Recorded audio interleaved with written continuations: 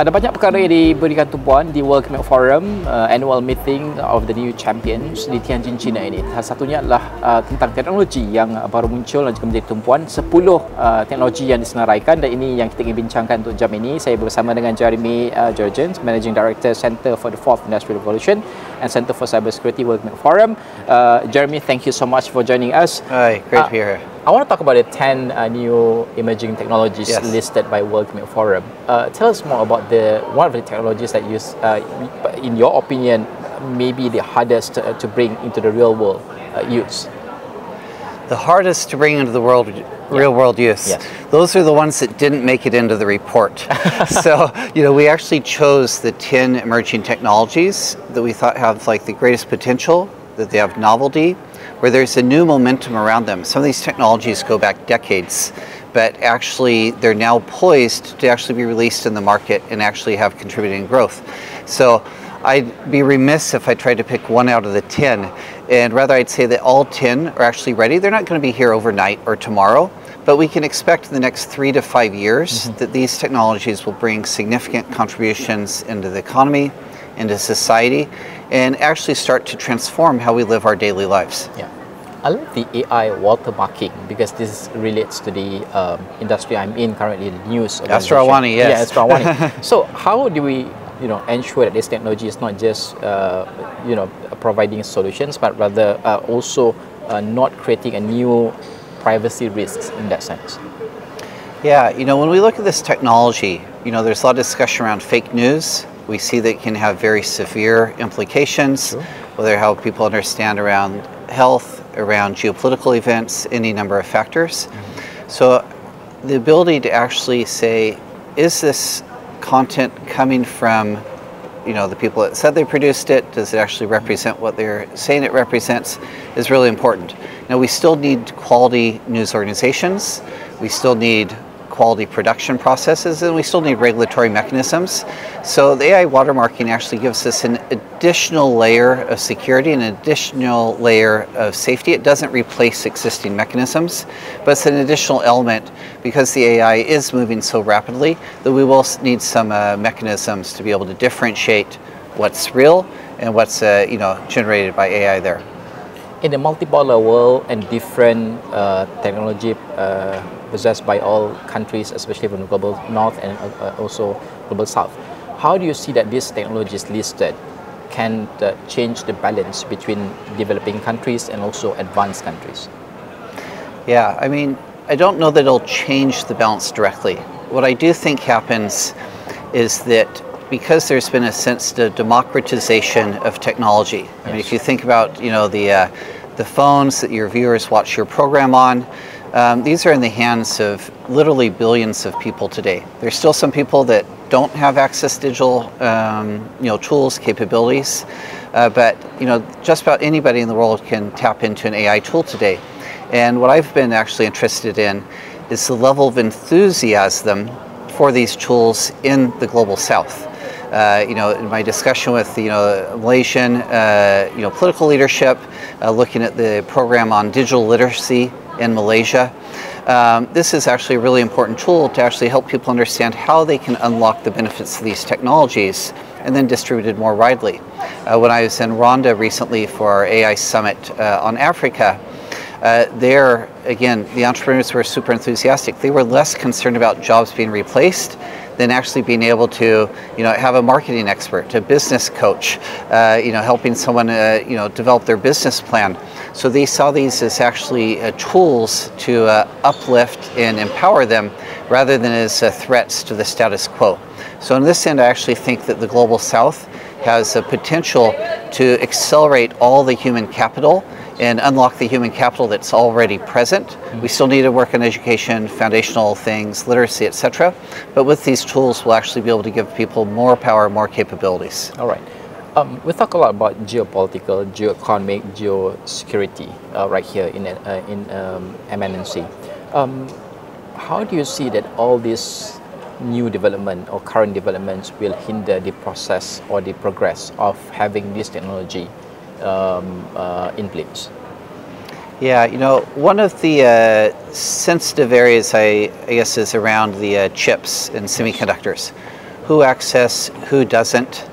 But I would also posit that, what some people call the deepseek moment wouldn't have happened without those constraints. Yeah. So actually you saw some innovative engineers, wasn't even a large team, actually going below the operating system level on the chip to try and extract as much capability as they could out of it. And it actually, I think it inspired a lot of people. It helped drive, many of the large companies moving more towards an open source models. So while these can present short-term constraints, also these constraints drive innovation. And so there's a positive element out of that. It'll be complex. Yeah. But do you think that with this a short of limited resources, would it create more innovation rather than hinder the prospect of growth, especially in the global south countries? I actually think it will. I mean, the sense is chips are commoditized, and not every country is going to build its own supercomputer. Not every country is going to build its own foundation model. If I use the example of aviation, you look around the world today, there's only a handful of countries that build large, aircraft used for civilian passengers. But a country can get the benefits of aviation without building its own aircraft. But to do that, you need airports, you need infrastructure, you need air traffic control. So you can get the benefits of AI just as you can get the benefits of aviation without having to build the full model. And so I think a similar thing will happen in the developing world. I don't expect necessarily every country to have the most cutting edge, leading edge frontier models that we're approaching billions of dollars even to build the data centers that make that possible. But by thinking through, okay, are we protecting our data? Are we allowing this to be used in a responsible way within our country? Are we adapting to our cultural norms? These things can be done at a national level and still, harness the benefits of AI without necessarily having to own the full, what they call technology stack in that case. But how do you see the technological advancements becomes the sort of bridge between countries amid rising tensions in geopolitical, geoeconomic, geosecurity? How do you see that all this advancement of technology should be the main focus from the private sector, etc., rather than look at geopolitical hindrance in that sense? Yeah, I mean, any company or even any country has to continually monitor the geopolitical landscape. Now, things won't always go the way you want, so the question is, how do you adapt? And what are the tools available to you to navigate that space? And today, countries have more tools available to them than they've ever had before. They still have to use them wisely. They still have to adapt. But again, if I use an example from Malaysia, a lot of countries would love to have data centers being built in their countries. Malaysia, because it's been endowed with natural resources, actually has a lot of the large global hyperscalers coming and want to build data centers in Malaysia. Now, in this case, Malaysia can say, well, we'd also like to do it on our terms and with our respect, and using these natural resources that happen to be located in Malaysia, and then using it for the benefit of the population.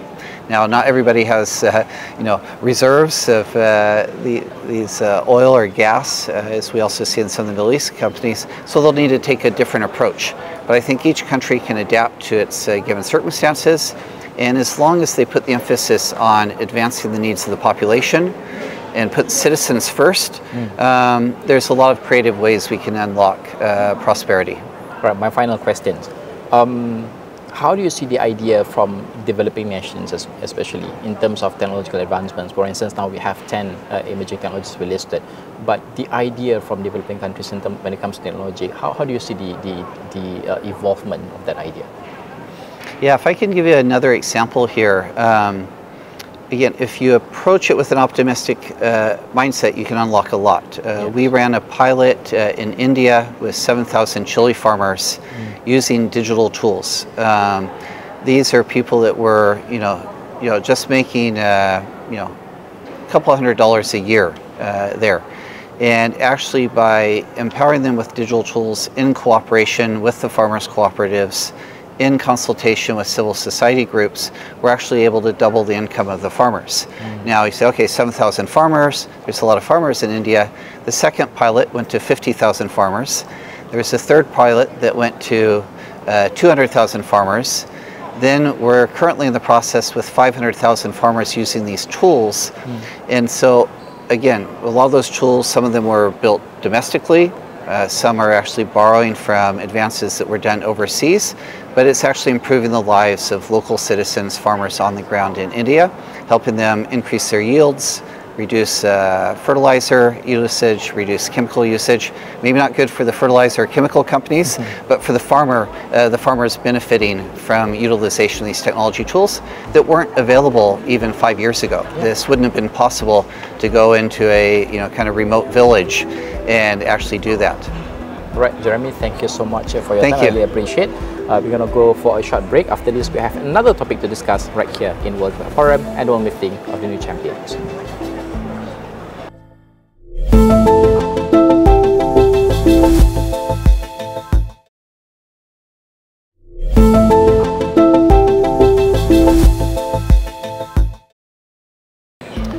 Okey, dari isu teknologi kita ingin melihat kepada isu yang sangat mendesak pada ketika ini, soal geopolitik dan geoekonomi yang berlaku pada ketika ini. Perang tarif antara Amerika Syarikat dan juga China yang berlaku pada ketika ini. Ketika kita melakukan rakaman ini, diskusi antara kedua negara masih lagi berlaku dan juga berlangsung. Bagaimana untuk melihat hasilnya dan juga kesannya pada akhirnya kepada negara-negara lain, khususnya negara membangun. Saya bersama dengan kali ini adalah Kimberly Boatwright, Deputy Head of CRTG, Head of Responsible Trade and Governance, World Economic Forum. Kimberly, thank you so much for joining us. Let's talk about the elephant in the room, the China and US issue. Currently, they are having discussion in Geneva. But how do you see the whole situation unfolding in terms of understanding the trade war between these two titans of the world, and how should the other countries that has trade relation with China, US, brace for any sort of impact? It's a good question. The US and China are obviously very big players in the global economy, so we do think it's important to have collaboration between the two and to find ways to coexist in the global economy. We were very pleased to see the talks in Geneva and then in London that led to the recent détente between the two. You also asked a question about the other economies as they figure out how to manage this situation. And I would say the key here is for them to explore how to manage trade and the relationship between trade and the green and digital transitions, because those two trends, green and digital, are really where the future of the economy lies, and therefore where the future of the global economy lies. To give you an example, in 6 clean energy value chains, that will be a market in the next decade worth 2 trillion. I think it will be really important, especially for economies in ASEAN, for example, to look at building up a regional green economy, to be able to build out regional value chains in electric vehicles, solar, battery, etc., because there will be real opportunities in that space. Because you mentioned about green economy, this is very interesting because in Asia it's a big thing we are trying to do right now. But given that we are also facing one of the biggest challenge, which is the protectionism of many countries, but how do you see the protectionism and also regionalism rather than multilateralism will hinder the growth of a green or economy? Yeah, I think protectionism could be a real challenge for developing a global green economy, and a global green economy will allow us to achieve our climate goals at a fast pace. I'll just give one statistic to put the climate challenge in perspective from a corporate angle. By 2035, corporates stand to lose up to 7% annually in losses from the impacts of climate, and that's worldwide. So then we'd have to disaggregate by region, but this really means that this is an issue that could have real impacts for the global economy. So therefore we do need to find efficiently and quickly solutions. But then going into, you mentioned the word regions, that is where I see there's real potential to build up regional value chains. I do think that regions and regional integration can work alongside a global trading system, and in fact that's the kind of international trading system we've had to date, and I think particularly economies in ASEAN can continue to pursue more regional integration. Only 23% of ASEAN's current trade is intra-ASEAN, so what a great opportunity to accelerate there. Currently we've seen all this progress are in place, on the right track, I would say, in terms of having discussion, trade talks and all that. But do you see that if this stays on the right track in terms of having discussion and talk, would this become a good propeller or enabler in terms of having a green economy and other things that we wanted to do at the global stage? I hope so. So coming back to ASEAN, we know that this year the Malaysian chair is working on trying to move forward with the ASEAN power grid. So what we would like to see is then building on top of that, we hope that moves forward well, and building on top of that, potentially we could explore the launch of a ASEAN green economy negotiation. That would be very exciting. And I draw a parallel because our team at the World Economic Forum is already working to support ASEAN around the other big trends that I mentioned, which is the digital economy. ASEAN is currently negotiating a digital economy framework agreement.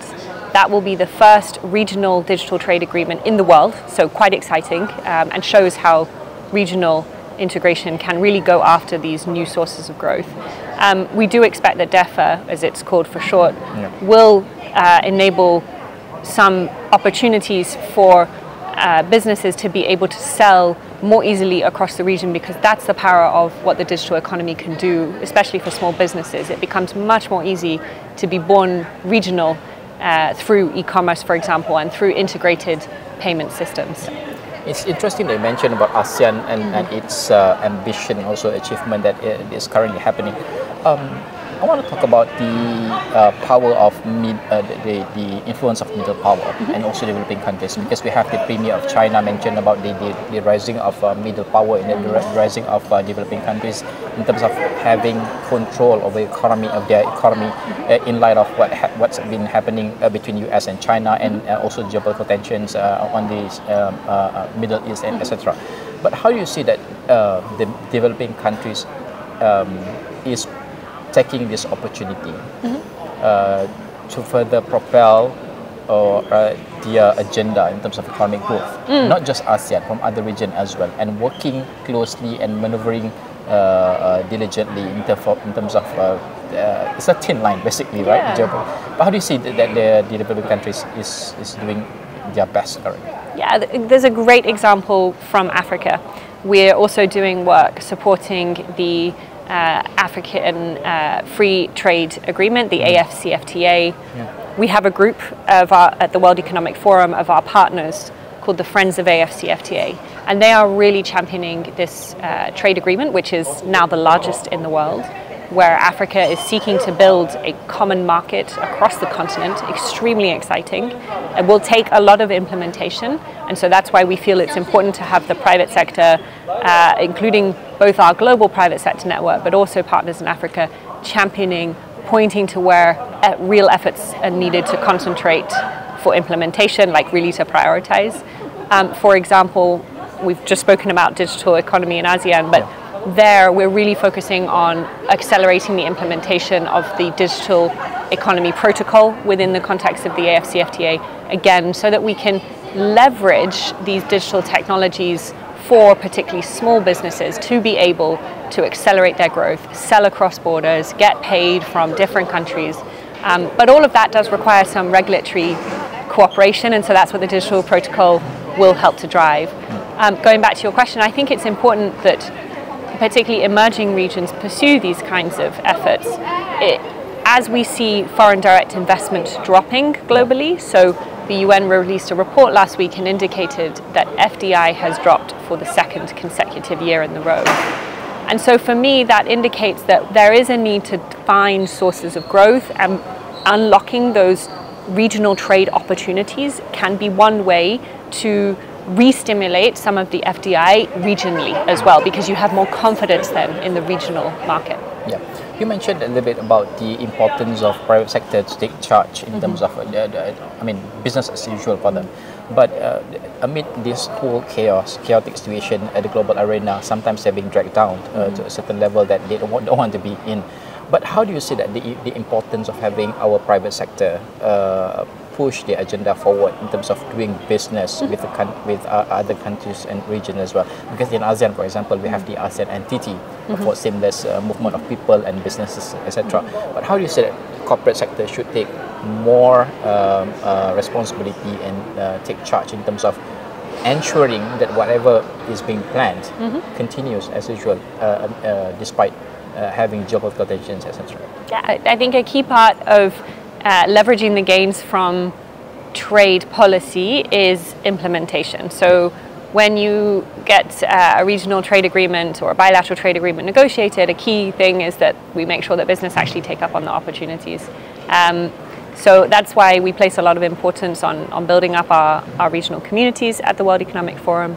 Another thing that we actually do to build on trade agreement implementation is something called the Global Alliance for Trade Facilitation. Yes. This is a public-private program that we have that we go in and we work with governments and with the private sector on customs processes reforms. It sounds a little bit boring, but it basically allows goods to flow through borders more efficiently and more quickly. And by doing so, it can really save the time and the cost for business to trade. So we have about 25 projects across 30 countries, and we're glad to see this work continuing. My final question is if you could give us some sort of projection for the next, I don't know, 3 to 5 years in terms of world economy, and there are in place currently having all this chaotic situation at the global level. What is your target? How or what would be your hope to see for the next 5 years at least? Yeah, my hope would be that we really seriously succeed in the green transition and also leverage the digital economy to be able to, as a source of prosperity, broad prosperity, including for small businesses and for people. And then the green transition is fascinating because what we're doing as humanity is changing the energy mix at a pace and a scale never seen before. And so I find that both a challenge but also really exciting. And as I said at the beginning, I think the international trade system needs to figure out how it can renovate the rules to be able to encourage that in a way that everyone gets a piece of the pie. I think that's important too. Right, Kimberly, thank you so much. I really appreciate your time. Thank you. Kimberly is such a busy person. I really appreciate you taking time to I talk to us. appreciate your questions. Alright, thank you so much. Alright, dengan itu kita menutup tirai untuk World Economic Forum annual meeting of the new champions di Tianjin, China ini. Kita akan berjumpa pada musim sejuk di Davos insyaAllah, dan juga untuk annual meeting Summer Davos pada tahun depan.